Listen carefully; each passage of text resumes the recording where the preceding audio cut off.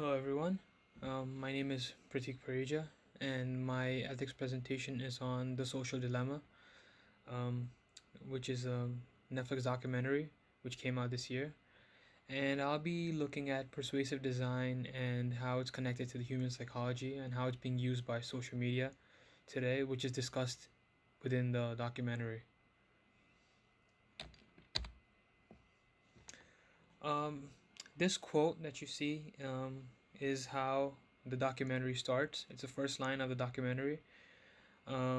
It's a warning, basically. It says nothing vast enters the life of mortals without a curse.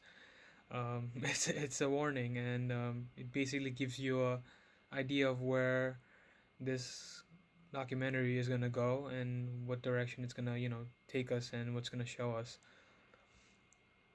The social dilemma is very much like an extension of the Great Hack, which is another documentary about social media on Netflix, which was discussed in our previous ethics presentation. It's very similar, but it's also different in the sense that it's a little bigger as it encompasses the stuff from that documentary about data, but it also goes at a deeper level with psychology. It shows us how our psychology is being used against us and how easily our emotions can be manipulated by a group of engineers and how we just surrender ourselves to technology, and it's basically costing us our moral and ethical degeneration. Tristan Harris is the face of this documentary. He's basically the, you could say, quote unquote, the star of this documentary. He's a former design ethicist at Google and the co-founder of the Center of Humane Technology. He's one of the people leading the charge towards change and is trying to wake everyone up to the things going on with social media and the way they play with our psychology and not usually to our benefits, to their benefits basically. And for anyone who has been using social media apps like Facebook and Instagram is no stranger to its addictive nature. We'll be stuck on it for hours on end without realizing we've spent hours on it. And but in the documentary, these conscientious defectors from these tech companies explain that this pernicious nature of social networking platforms is a feature and not a bug. That these platforms are built to be like this, like to have us addicted to it. It's not just like just a sort of a side effect, or like it's just like a unintended effect of it, like, oh, we just get stuck to it. No, it's actually built into the system itself. They claim that the manipulation of human behavior for profit is coded into these companies with Machiavellian precision, like infinite scrolling, push notifications. These keep users constantly engaged. Then personalized recommendations. They use data not just to predict, but also to influence our actions. Turning us users into easy prey for advertisers and propagandists. How did all this start? How did social media platforms, really start? What was their, goal? You and these social media platforms, have created something, wonderful for the world. Wonderful things. We might not think about it. Looking at the whole talk around social media today, and also, coming off of our last ethical presentation on the Great Hack, it's easy to lose sight of that, of all the great things that social media has actually done, for the world, for us. The internet is not what it was supposed to be. Early pioneers and tech entrepreneurs who came after them imagined a world without borders that would bring us together, where all human knowledge would be available at our fingertips and everybody would have a voice. I mean, technology and social media has reunited lost family members. It has helped connect people, oceans apart in different countries, in, different parts of the world. It has helped, find organ donors. There are these meaningful systemic changes have happened in the world because of these platforms. That's how it all started out. It was, very much a positive thing. But, like everything else, there's a flip side to the coin. The tech industry might have been a little naive about, the flip side of the coin. They might not have really thought as much about, like, what the dark sides could have been to social media, but but we are seeing it all now, and it's on the forefront of everything now. Attention economy, and what is that? Attention economy is a relatively new term, but it's a key term in today's day and age, especially when it comes to social media. Companies like Google and Facebook are some of the wealthiest and most successful companies of all time, and they have relatively few employees. But they have these bunch of supercomputers that are raking in money, and so you have to ask the question, what are they getting paid for?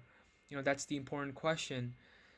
The first 50 years of Silicon Valley, the industry made products, hardware and software, and sold them to customers. But for the last 10 years, the biggest companies in Silicon Valley have been in the business of selling their users. Because we don't pay for the products that we use, advertisers pay for the products that we use. Advertisers are the customers. We are the things being sold. Um, you know, so attention economy basically describes the supply and demand of a person's attention. The classical saying is, if you are not paying for a product, then you are the product. It might not make sense as to an abstract concept of attention, but like any other resource out there, our personal supply of attention is finite. So we're working, we put a lot of attention in work, in school as students, and then we have some free attention left, which we try to put into things that we like to do. And these social media platforms are competing for that. They want us to give our free attention that we have to them, and they're all competing for it. Facebook, Instagram, or YouTube, all these different platforms and companies. Netflix itself, uses all tricks of persuasive technique to get us hooked to its shows for hours. The platform itself is, somehow guilty of being part of the attention economy, like every social media platform. The suggested videos, the nudge to see what's on the top 10 in the US, the autoplay feature, which starts the next episode without you literally moving a finger, are all part of a bigger plan. Every model has its pros and cons, so um, so the documentary shows us how persuasion technique is being used to manipulate our thoughts and process, and our thought process and behavior. And we know that's a real problem when Tim Kendall, who's a CEO of Moment, and former executive of Facebook and a former president of Pinterest, confesses that the program he had created, Pinterest, had him glued even after work during his family time. He speaks about how he felt guilty about the addiction of fiddling with the app when his sons crave for attention. Coming from the creator, the problem is much deep rooted than we actually think it is. We generally think that Facebook is a place, to see what your friends are doing and see their photos, and Google is just a search box where type in whatever you want looking for, whatever you want to know, and it'll yield results. But what we don't realize is that they are competing for our attention. There are all these services on the internet that we think of as free, but they are not free. They are paid for by advertisers who pay in exchange for showing us their ads. We are the products. Our attention is a product being sold to the advertisers. All these social media platforms business model is to keep people engaged on the screen.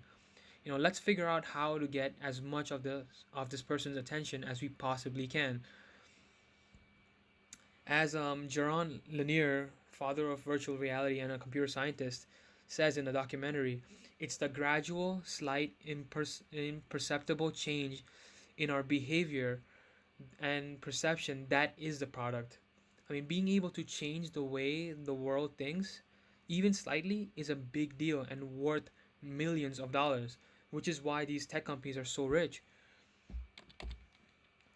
Um, this documentary touches upon the analogy by Steve Jobs from an earlier interview from 1990, where he referred that the computer is like a bicycle for the brain.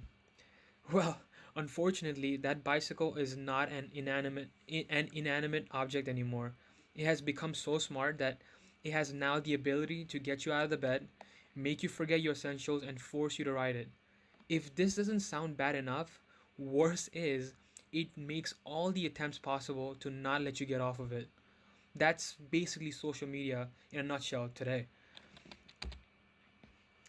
So persuasive technology, which takes the form of apps or websites, marries traditional models of persuasion, using information, incentives, and even coercion, with the new capabilities of devices to change a user's behavior.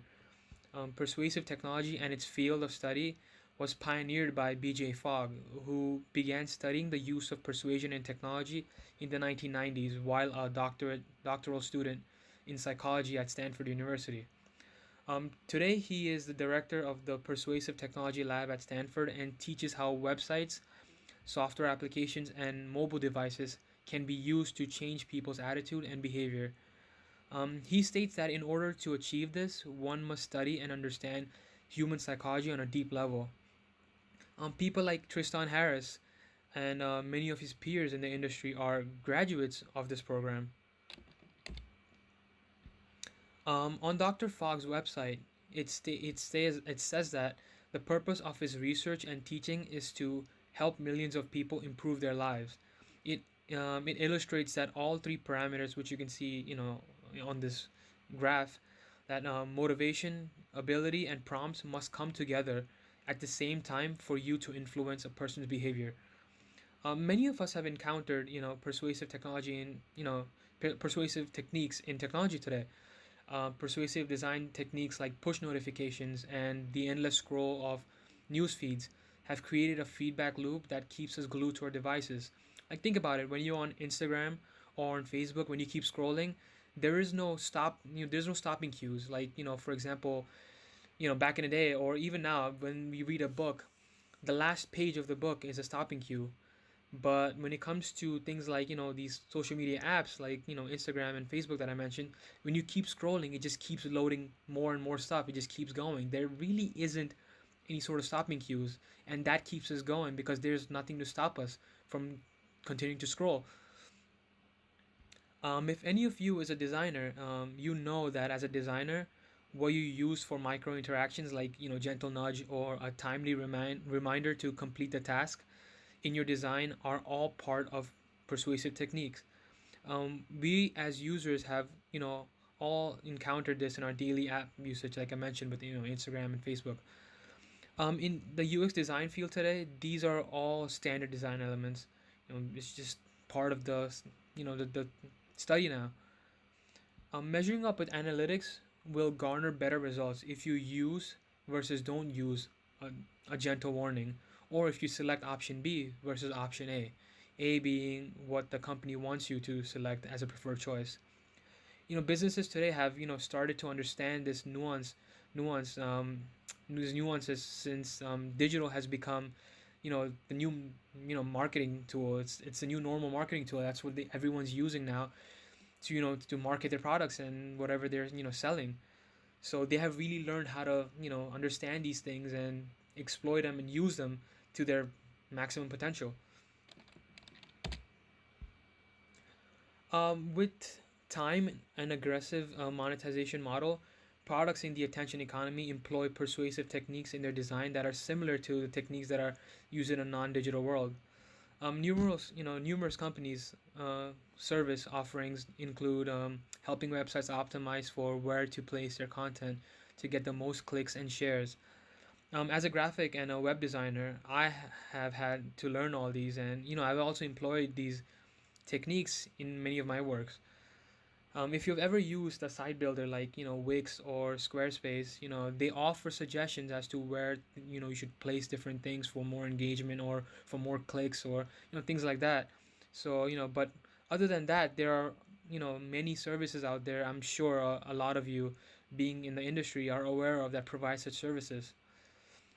Persuasive design technique involves these fundamental theories that I've listed here. These seven things. Reduction is it's about making complex tasks simple. Tunneling is about guided persuasions. It's giving control over to experts or allowing the system to guide you the way it wants. Suggestions is about it's placing triggers in the path of a motivated learner.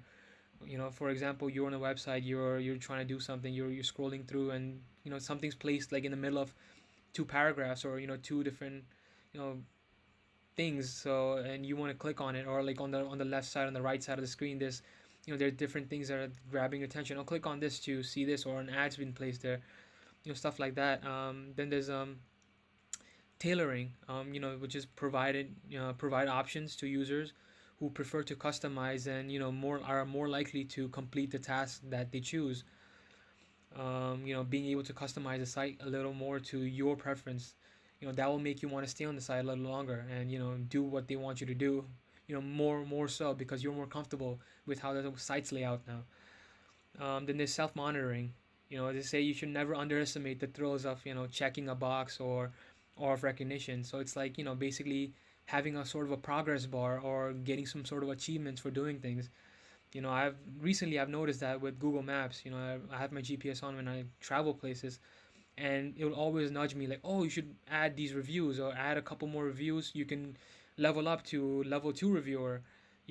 Those little things gets you to entices you. You're like, oh, you know what, maybe I should do it and reach level 2, even though these have really no value. It's just this whole reward system thing, that we're all hardwired to. Like, we like getting rewards, we like getting achievements, and we'll just go on and get on with it and do what they want us to do. Then there's conditioning, which is about reinforcing targeted behavior. So basically they want you to know, like, if you click on certain thing or a certain button, certain action is going to happen, and they keep having that around the website or around the app. So you continuously do it, and eventually it becomes second nature to you. You become conditioned to it. So if you ever go to another app or another website where they have a similar sort of system, you already know what it is because you've already done it and you already conditioned to it. So, and then lastly is surveillance, which is data is analyzed in the back end, and machine learns tomorrow what it doesn't know today. So if there's something new that they're implementing on an app or a website, then they're gonna try to learn from like how users are behaving to it, like what are they doing, and they'll learn from it and improve upon it, or like understand and work much more efficiently going forward in the future. Persuasive design techniques, like any other design technique, is meant to make the user's life easier. You know, that was the first step to the fundamental theory of persuasive design technique. Like I said, number one, reduction. Making life easier for users. It's supposed to make things easier for you, so you don't have to, spend, or too much of your energy to do simple tasks or tasks that you want to do. As a common word of wisdom goes, if you are not paying for the product, then you are the product. By the you know by the But the rise of this attention economy, the technique has turned into a monster, and being used to hook us with the desired apps in order to sell our attention to the advertisers. This is a major problem. This all started out to make our life easier, but now it's has ulterior motive to it, where they're trying to have us hooked, so as to sell our attention to these companies. The social media apps are turning us into products that advertisers use. Our attention has become like something to be mined, like oil basically, or fossil fuels. It's become a commodity for these companies, and we don't realize it most, or if not all the time. One important mention in the documentary is that only two industries refer to their customers as users: illegal drug and software. That's kind of scary when you think about it. The documentary also shows that the U.S. hospitalization for non-fatal harm among teens and preteens has gone up 62% and 189% respectively since the availability of social media on phones, which was around 2009. Documentary also shows that suicide rates among teens and preteens has gone up 70% and 151% respectively, since social media has become available on phones.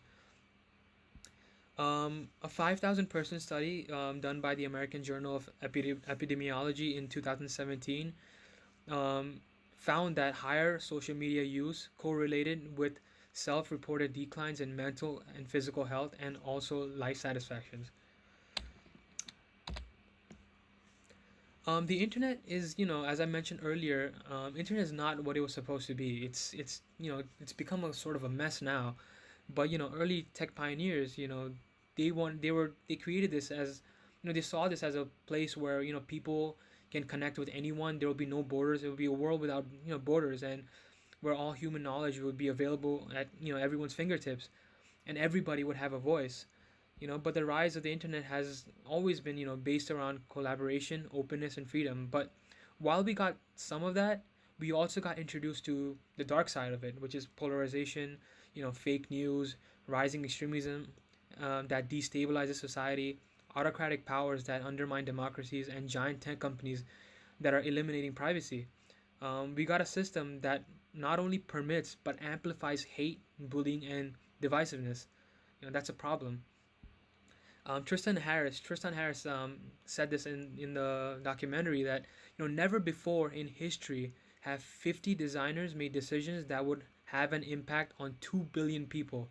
That's just mind blowing when you think about it. Anne Lemke, who's an addiction expert at Stanford University, explains that these companies have exploited the brain's evolutionary need for interpersonal connection. They understand human psychology really well and know exactly how to exploit it. And that's quite sad, when you think about where it actually started out, like what it was supposed to be. It's supposed to be a beautiful, positive thing, but this is where it's come now. Um, Again, don't get the wrong idea that it's all bad, and it's all doom and gloom. It's confusing because it's simultaneously utopia and dystopia. Let's not forget all the good and the ease of life that these platforms have done for us and given us. They have, like I mentioned earlier in the slides, like they have connected people from different parts of the world. It has helped reunite lost family members. It's helped find organ donors. You can go online today and you can find all sorts of like answers and tutorials and things to, like, questions that you have. You can hit a button on your phone and a card shows up in 30 seconds. That's amazing. You want to ask a question to someone around the world, and you can just pick up your phone and do it in seconds. This sort of ease, this didn't exist before. There's all this good stuff. I'm sure many of us have easily found friends and family members online thanks to, like, the suggested section on Facebook or Instagram. you know and many times these push notifications have reminded us of things that we might have forgotten, or quickly and easily has made us aware of something that we were looking forward to, or were waiting for. Like, you're waiting for a package to arrive and you got this notification, oh, your package has been delivered. So, things like that. These are some meaningful systemic, changes that happen in the world because of these platforms. Justin Rosenstein, former Facebook engineer, former Google engineer, and co-founder of Asana, states that the motivation for, like, the like button that he created was so they can spread positivity and love in the world. That was the main goal. But the whole idea that today that teens would be getting depressed when they don't get enough likes, or it leading to political polarization, was nowhere on their mind. It was nowhere on their radar. There is a serious need for change in the industry today. It started off as a beautiful thing, but it has turned into sort of a monster today, which needs to be addressed and needs to be, reined in somehow. As these industry defectors stated in the documentary, that these platforms didn't set out to be like this. It's the business model and the lack of any sort of regulation that is the problem. When like Tristan Harris said, in the documentary, that when I see what I see is a bunch of people who are trapped by a business model and economic incentive and shareholder pressure that makes it almost impossible to do something else. We need to accept, that it's okay for companies to be focused on making money. I mean, they need to pay their suppliers, their employers, employees, and whatnot. But what's not okay is when there's no regulations, no rules, and no competition, and the companies are acting as sort of a de facto governments. And and then they're saying that, well, we can regulate ourselves. I mean, that's a lie. They're not gonna do that. That's ridiculous. Financial incentives kind of run the world, so any kind of solution to this problem has to realign the financial incentives. For example, the phone company has a ton of sensitive data about us, but we have a lot of laws that make sure that they don't do anything wrong with those data that they have. We have almost no laws around digital privacy. you know One of the suggestions that was made during the documentary, was that we could collect, we could tax data collection and processing the same way that you pay your water bill by monitoring the amount of water that you use. You tax these companies on the data assets that they have. It gives them a fiscal reason not to acquire every piece of data on the planet. As stated by Roger McName, who was an early investor in Facebook and a venture capital, and is a venture capitalist. He says that the laws run behind on these, and the current situation exists not for the protection of users, but for the protection of the rights and privileges of these gigantic, incredibly wealthy companies. Justin Rosenstein really puts this whole thing into perspective. Considering everything that's going on in our lives. He says that uh, we live in a world in which a tree is worth more financially dead than alive. A whale is worth more dead than alive. As long as the economy works in that way and corporations go unregulated, they are going to continue to destroy trees, to kill whales, to mine the earth, and to continue to pull oil out of the ground, even though we know it is destroying the planet. And we know that it's going to leave a worse world for future generations. This is short term thinking based on this religion of profit at all costs, as if somehow, magically, each corporation acting in its selfish interest is going to produce the best results. This has been affecting the environment for a long time. What's frightening and hopefully is the last straw that will make us wake up as a civilization to how flawed this theory has been in the first place is to see that now we are the tree, we are the whales. Our attention can be mined. We are more profitable to a corporation if we are staring at the screen than if we are spending our time living our lives in a rich way. You know, as so and so we are seeing corporations using powerful AIs to outsmart us and figure out how to pull our attention towards the things that they want us to look at, rather than the things that are most consistent with our goals and our values and our lives. In the documentary, a lot of these, you know, industry defectors, these guys who are telling us all about these industry secrets. They are very optimistic. They feel like if we try, and as humans, we are eventually gonna be able to make a difference and make these changes, which is gonna help out society and be for the greater good of humanity as a whole. And I myself am also an optimist. I feel that humans always find a way to figure things out and do things in our best interest.